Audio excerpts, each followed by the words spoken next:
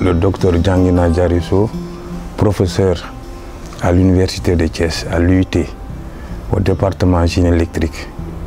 Donc je suis l'auteur du livre À l'épreuve des urnes, qui est mon second livre au niveau de l'Harmattan, dont le premier est intitulé Quand les oiseaux chantaient l'aurore, qui a été publié par l'Harmattan également.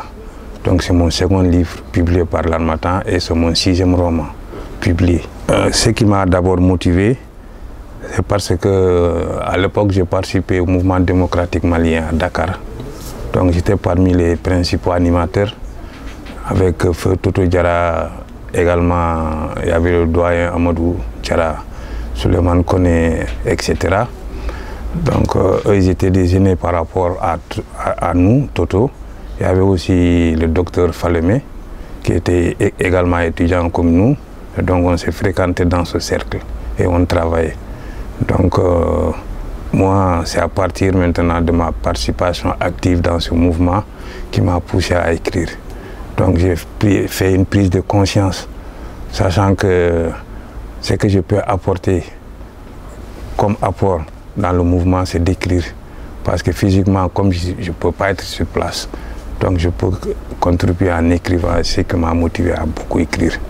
Donc ça, c'est mon 6e livre. J'ai d'autres manuscrits en possession qui ne sont pas encore achevés.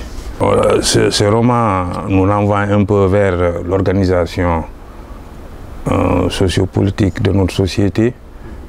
Au moment de l'avènement de la démocratie dans nos pays, vous savez, à l'époque, c'était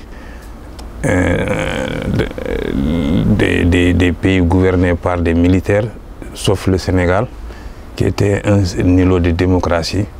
Donc le Sénégal était notre base et nous, à partir du Sénégal, on s'est développé et on faisait développer aussi notre lutte sur place. Et donc et là, nous avons pu élaborer des stratégies, à savoir comment se réorganiser. Et c'est dans ce cadre que, avec les camarades de Bamako, et certains sont parvenus, notamment le docteur Omar Mariko, à créer l'AEM. Et nous, on était là comme support, à contribuer. Donc ensuite, il y a aussi d'autres mouvements. Il y a aussi au niveau de Dakar, nous on avait la solidarité malienne au Sénégal qu'on animait. Donc moi, je suis l'actuel président. Mais à l'époque, c'était surtout initié par Victor Sy, il y avait doyen Diarra.